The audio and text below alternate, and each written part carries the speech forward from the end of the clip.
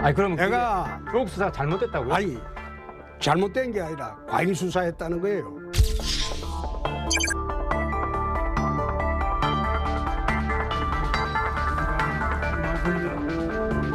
뭐 전두환 대통령이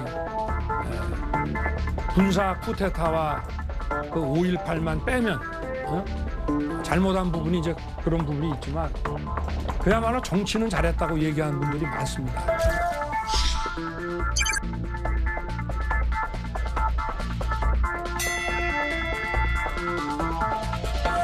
자, 자랑스러운 우리의 윤석열 후보입니다. 모두 손을 들어 환영해 주십시오. 큰 박수 부탁드립니다. 현장에서 전해오는 소식이 있습니다. 이제 홍준표 후보가 막 단상에서 연설을 시작했다고 합니다. 현장으로 가보도록 하겠습니다. 치열하게 국민적 관심을 끌어주었다는 역할이 제 역할이었습니다. 윤석열 후보님께 축하드리고 국민 여러분들과 당원 동지 여러분들이 모두 합심해서 정권 교체에 꼭 나서 주도록 당부드립니다. 감사합니다. 예, 홍준표 후보님 감사합니다. 다음은 유승민 후보자님의 인사 말씀을 듣겠습니다. 큰 박수 부탁드립니다.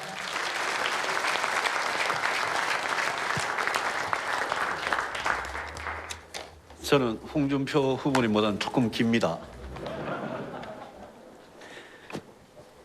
마스크를 죄송하지만 마스크 잠깐만 벗어주시고요. 존경하는 국민 여러분, 당원 동지 여러분, 저 유승민은 경선 결과에 깨끗이 승복합니다.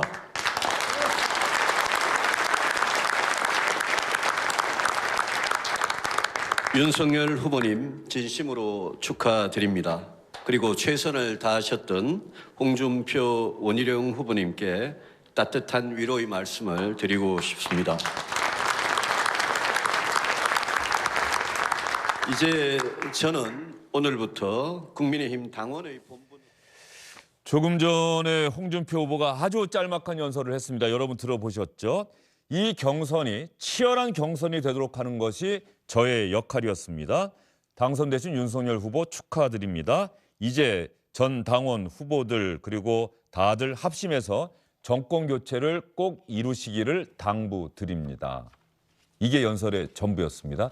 어떤 뜻이 담겨 있는 건지 한번 생각을 해봐야 될 것 같습니다. 김혜원 전 민주당 상근 부대변인이 장경태 민주당 의원의 자리를 채워주셨습니다. 어서 오십시오. 자, 이 질문은 제가 먼저 박무신 의원에게 드릴게요.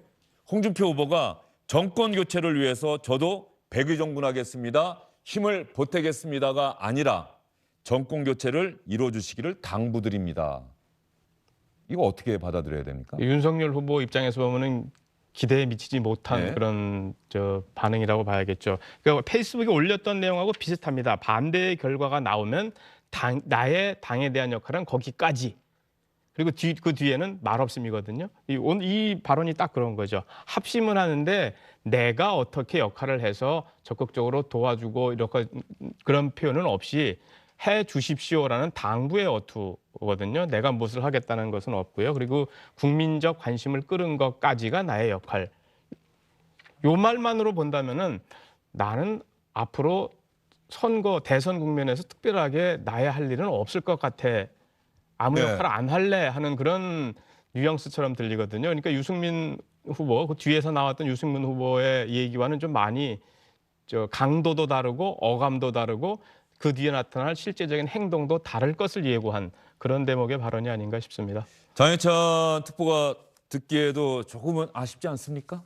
글쎄요, 저는 아쉽다기보다는 네. 오히려 이 담백한 수락 연설문을 들으면서 이 홍준표 후보에 대해서 다시 한번 기대하게 되었는데요. 어쨌거나 이준석 대표 돌풍으로 시작된 국민의힘을 향한 젊은 층의 관심을 홍준표 후보가 잘 이어가준 측면이 있기 때문에 대선 가도에서 분명히 역할이 클 거라고 생각을 합니다. 그리고 홍준표 후보 전력 질주하면서 국민의힘의 경선 흥행을 본인의 말씀처럼 이끌어내지 않았습니까? 아마 지금 이 탈진 상태라고 해도 이상하지 않을 이런 상황에서 다른 다른 어떤 부연 설명 없이 정권 교체를 위해서 당부를 부탁드린다는 건 그동안 홍준표 후보를 위해 뛰었던 캠프의 구성원들이나 홍준표 후보를 지지했던 지지층들에게 가장 강력한 메시지가 될 것이기 때문에 약간의 휴식 기간이 있겠습니다만 국민의힘이 민주당의 상황과는 다른 진정한 원팀을 이루는데 어떤 걸림돌도 없어 보이는 것 같습니다.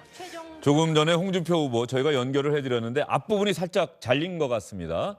홍준표 후보가 맨 앞부분에 경선 결과에 깨끗하게 승복합니다라고 이야기를 했다고 합니다. 경선 결과에 깨끗하게 승복합니다라고 이야기를 하고 경선을 치열하게 만드는 것까지가 저의 역할이었다. 이제 당원들 모두 합심해서 정권 교체 이루어 주시기를 당부드립니다. 이렇게 짧게 연설을 했습니다. 부대변인 보시기에 말이죠. 오늘 예상했던 대로 결과가 나온 겁니까? 글쎄요, 저도 좀 조마조마하게 봤는데요. 결국은 예상한 대로 결과가 나온 것 같습니다. 예, 그러니까 윤석열 후보가 워낙 이제 당원 투표에서 여론조사에서 상당히 앞서고 있었기 때문에 국민 여론조사가 홍준표 후보가 또 강점이긴 하겠지만 결국은 딱 적절한 그 표 차이로 아마 윤석열 후보의 후보를 매치가 됐던 것 같습니다.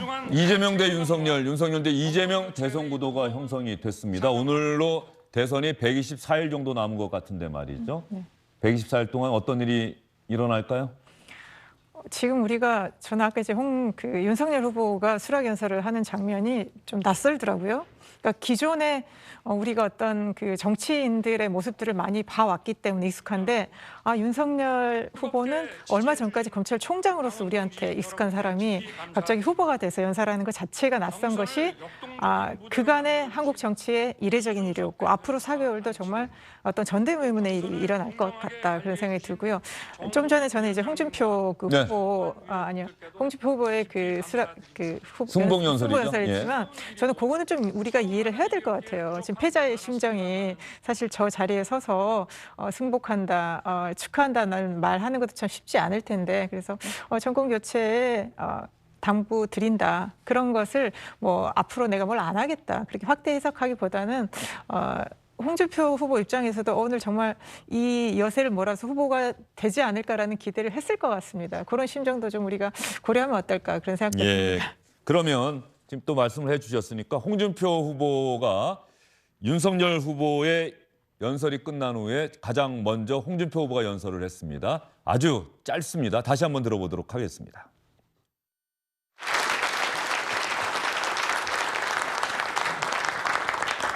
경선 결과에 깨끗하게 승복합니다.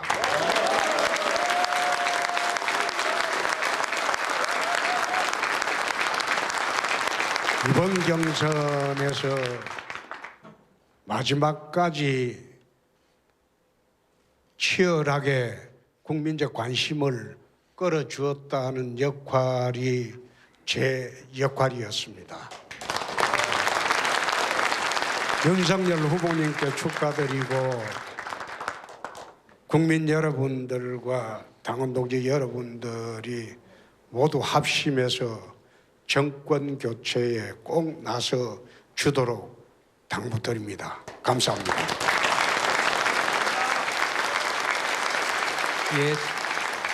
홍준표 후보님 감사합니다. 윤석열 국민의힘 대선 후보 선출 치열하게 막판까지 경쟁했던 홍준표 후보가 깨끗하게 경선 결과에 승복한다는 승복 연설까지 여러분 들어보셨습니다. 국민의힘의 윤석열 대선 후보 여러분 어떤 정치인인지 아직 정치인이라고 부르기보다는 전 검찰총장 이렇게 부르는 분들이 많으실 텐데요. 윤석열 국민의힘 대선 후보는 어떤 정치인, 어떤 삶을 살아왔는지 저희가 영상으로 한번 준비를 해봤습니다. 잠깐 한번 보시죠.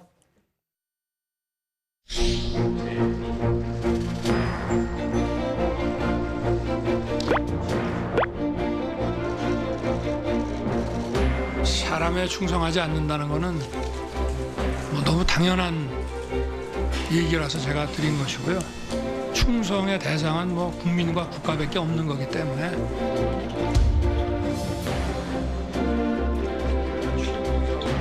일단 법리적으로 보면은 검찰총장은 법무부 장관의 부하가 아닙니다. 총장의 지휘권을 박탈하고 또 검찰을 이렇게 공박하는 거는 그거는 정말 비상식적이라고 저는 생각합니다.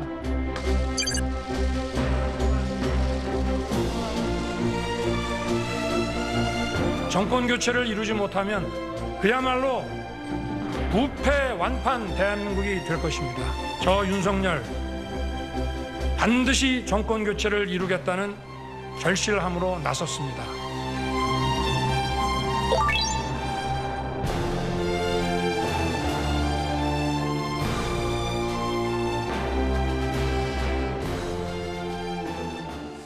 박문신 의원, 윤석열 후보가 승리할 수 있었던 요인, 처음부터 국민의힘을 지지하는 사람들은 윤석열 후보를 이번 대선의 국민의힘 후보로 생각했다. 검찰총장을 그만둘 때부터 이렇게 봐야 되는 겁니까? 아마 언제부터 지지했느냐, 또 언제부터 이 윤석열이라는 사람을 주목했느냐에 따라서 좀 다를 것 같아요. 다를 것 같은데 다만 그 선거 기간 동안에 얘기해왔던 그 주장들을 쭉 보게 되면은 반문은 나한테 다 모여라 이런 얘기들을 참 많이 했었어요. 그러니까 그 본인이 그 정권의 검찰총장이면서 정권에 이렇게 뭐 쫓겨나는 과정이라 그럴까요? 그런 과정을 겪으면서 또 그리고 그 맞섰던 과정, 그러니까 어떻게 보면 야당의 역할이 별로 없었던 시절에 네. 야당의 역할을 대신해줬던 그런 이렇게 받아들였던 사람들, 그런 사람들이 제1차적으로 윤석열 후보를 정치인으로서 주목하기 시작했던 것 같고 아마 그런 사람들이 지금의 지지층의 핵심이 돼 있는 것이 아닌가 싶은 생각이 들고요. 그리고 그만큼 어떤 기성 정치인들에 대한 뭐랄까 불만이라 할까요? 뭐 아쉬움이라 할까요? 이런 것들도 그 윤석열 후보 탄생의 역할을 한 것 같아요. 결과적으로 보게 되면은 이재명 후보 국회의원 경험 없습니다. 윤석열 후보 국회의원 경험 없습니다. 그렇네요. 국민의힘의 이준석 대표 국회의원 된 적 없습니다. 이게 다 이른바 정치라고 한다는 것은 통상적으로 할 때 의미라는 것은 여의도에서 국회의원이 된다는 것이 정치를 한다는 것의 의미인데 이 일련의 흐름을 보게 되면 다 정치인이 아닌 사람들이 정치의 중심으로 들어오고 또 정치의 중심으로 들어오는 과정에서 국민들의 주목을 받는 이런 상황이 계속 반복되고 있다는 것. 이것을 또 어떻게 해석해야 되는가 하는 것도 아마 관전 포인트가 아닌가 싶습니다. 강해찬 특보 어떻습니까? 앞으로 이준석 대표가 윤석열 후보가 당에 입당하는 과정 그 이후에도 뭔가 약간 불협화 같은 게 보였단 말이죠.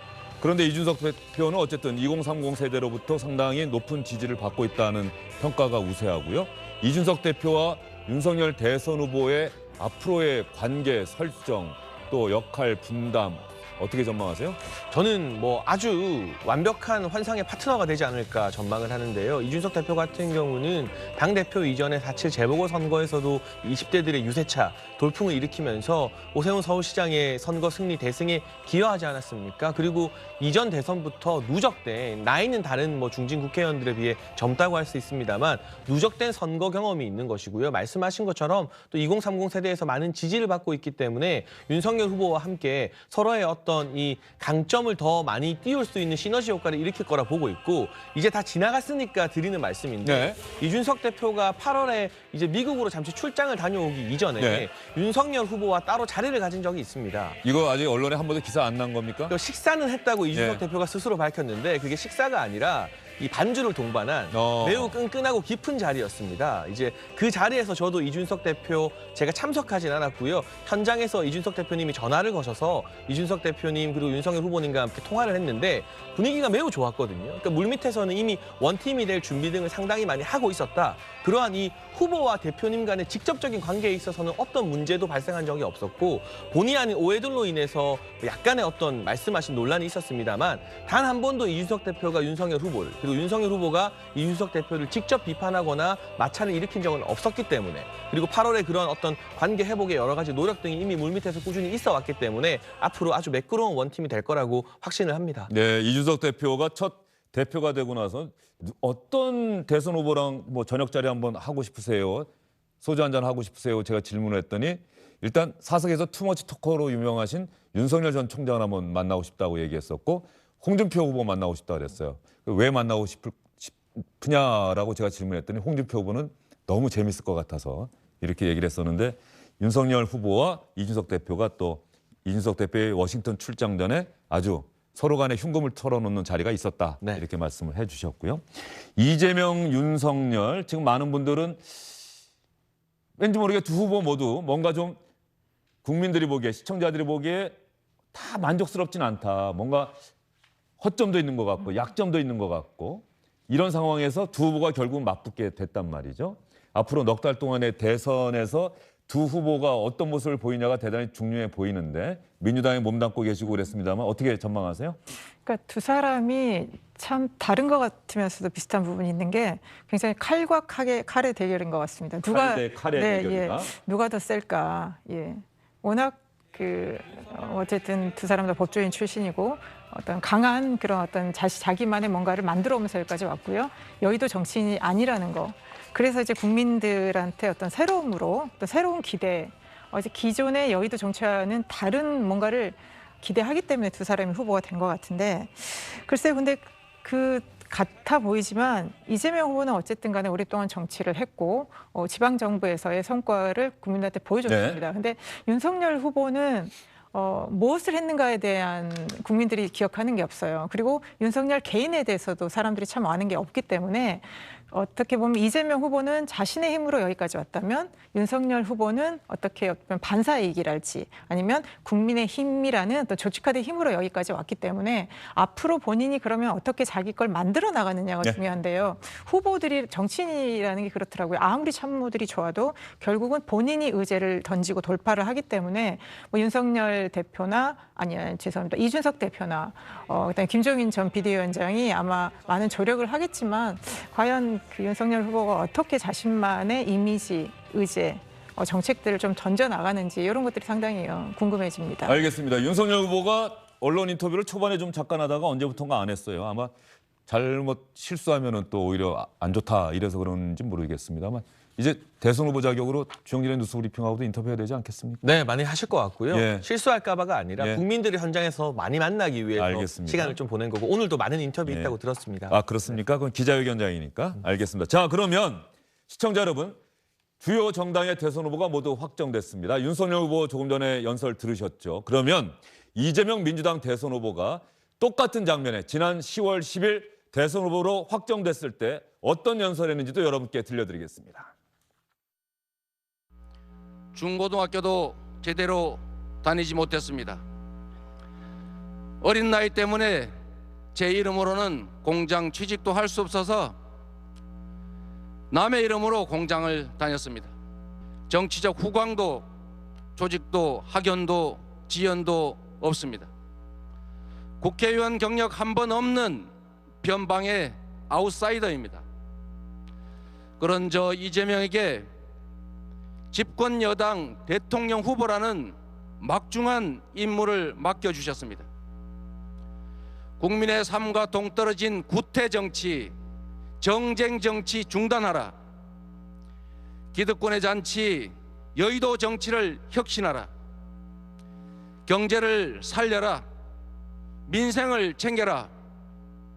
국민의 삶을 바꾸라. 모두 절박하고 준엄한 우리 국민의 명령입니다. 불공정과 불평등, 부정부패를 청산하고 공정과 정의를 바로 세우라. 불로소득을 없애고 일하는 사람이 존중받고 잘 사는 나라 만들라. 분명하고 준엄한 국민의 명령입니다. 저 이재명이 하겠습니다. 위대한 국민, 위대한 당원 동지들과 함께 위대한 여정을 시작하겠습니다. 특별히 한 가지 더 말씀드리겠습니다. 토건 세력과 유착한 정치 세력의 부패 비리를 반드시 뿌리 뽑겠습니다. 단 한순간도 미루지 않겠습니다. 당선 즉시 강력한 부동산 대개혁으로 부동산 불로소득 공화국이라는 오명을 없애버리겠습니다. 여러분 비교해 보시라고 윤석열 국민의힘 대선 후보의 오늘 수락 연설도 압축해서 여러분께 보여드리겠습니다. 새로운 길이고 처음 하는 일이었기에 부족함도 많았습니다만은 정권 교체를 열망하는 국민의 큰 지지와 격려로 여기까지 올 수 있었습니다. 대선배님이신 홍준표 후보님의 경륜과 G7 선진국 달성의 비전을 배우겠습니다. 경제 전문가 유승민 후보님의 디지털 인재 100만 양성 일자리 공약에 최우선으로 반영하겠습니다. 또 대장동 일타 강사 원희룡 후보님의 국가 찬스 허락해 주신다면 제가 쓰겠습니다. 이제 우리는 원팀입니다. 정권 교체의 대의 앞에 분열할 자유도 없습니다. 저는 사람에 충성하지 않고 국민에만 충성한다는 신념으로 살아왔습니다. 공직자는 늘 국민을 대할 때 정직해야 한다는 그 원칙을 가지고 뚝심 있게 걸어왔습니다. 어떠한 정치 공작도 저를 무너뜨릴 수 없습니다. 어떠한 정치 공작도 국민의 정권 교체에 대한 열망을 무너뜨릴 수 없습니다. 공정과 정의를 다시 세우겠습니다. 우리 사회가 공정과 상시에 입각해서 돌아가고 있다는 것에 대한 믿음, 그 신뢰라는 사회적 자본이 우리 사회의 많은 문제를 해결하고 우리 사회의 성장과 번영을 이루는 토대가 됩니다. 곳곳에 둥지를 튼 권력의 새로운 적폐, 부패 카르텔을 단호하게 혁파하겠습니다. 기득권의 나라에서 기회의 나라로, 약탈의 대한민국에서 공정의 대한민국으로 바꾸겠습니다. 반드시 정권 교체해내겠습니다. 분열과 분노의 정치, 부패와 약탈의 정치를 끝내겠습니다. 새로운 대한민국을 반드시 만들겠습니다. 감사합니다. 여러분 잘 비교해 보셨습니까? 저는 공통점이 하나 있더군요. 들어봤더니 바로 두 후보 모두 공정과 정의를 이야기했습니다. 주영진의 뉴스 브리핑 잠시 후에 다시 돌아오겠습니다. 시청자 여러분. 손님 온다. 손님 온다. 손님 오신다. 한가운 손님이 줄지어 오신다. 네, 시청자 여러분, 국민의힘 후보 선출 소식을 여러분께 집중적으로 전해드렸는데요. 신나는 노래가 나가고 있죠. 손님 온다라는 노래의 제목입니다. 오늘이 소상공인의 날입니다. 소상공인 자영업자분들에게는 일종의 생일과도 같고 축제와도 같은 날입니다만 코로나19 사태가 장기화하면서 현실은 그러지 못하죠. 그동안 제대로 장사하지 못하시고 영업하지 못하면서 큰 손실을 보신 소상공인 자영업자분들, 이제 단계적 일상회복이 시작되면서 아주 조금은 예전으로 돌아가는데 말이죠. 앞으로 코로나19 바이러스가 더 확산하지 않으면서 소상공인 자영업자들이 한바구음 지을 수 있는 그런 마음을 담아서 손님 온다라는 노래 여러분과 함께 들어봤습니다. 저 여러분, 주영진의 뉴스 브리핑 오늘은 여기서 인사드리도록 하겠습니다. 시청해주신 여러분 고맙습니다. 손님 온다. 손님 온다. 손님 오신다.